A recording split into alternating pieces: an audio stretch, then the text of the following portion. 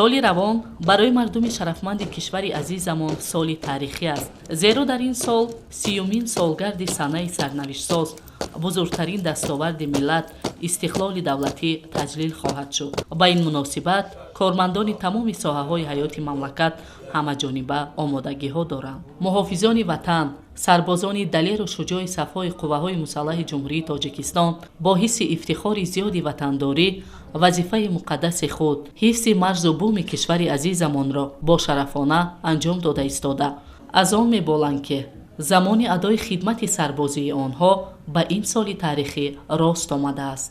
воқеан ҳам ҳифзи ватан, ҳимояи сарзамини муқаддаси аҷдодӣ, қарзи фарзандӣ ва вазифаи пурифтихори шаҳрвандӣ мебошад.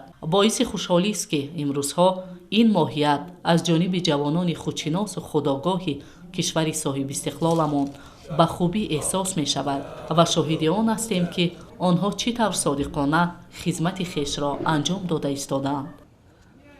ватан ин бисёр як калимаи муқаддас аст. хизмати модар ватан қарзи ҳар як ҷавонмард ба шумор меравад.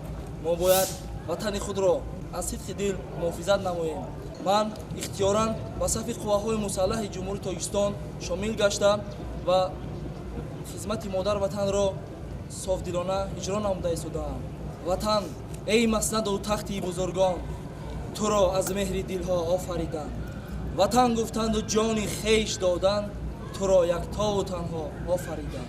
насли ҷавони хушиқбол ки зодаву парвардаи замони соҳибистиқлолиянд хушбахтона дар рӯҳияи солиму созанда камол ёфта ба арзишҳои олии миллӣ эҳтиром мегузоранд ва моҳияти ҳифзи давлати соҳибистиқлоли миллиро ба хубӣ эҳсос мекунанд. ин саодати миллат аст ки дар фазои орому осудаи давлати соҳибистиқлол рӯзгору фаъолият доранд. аз ин рӯ ҳифзи ин муқаддасот вазифаи ҳар як фарди худшинос аст.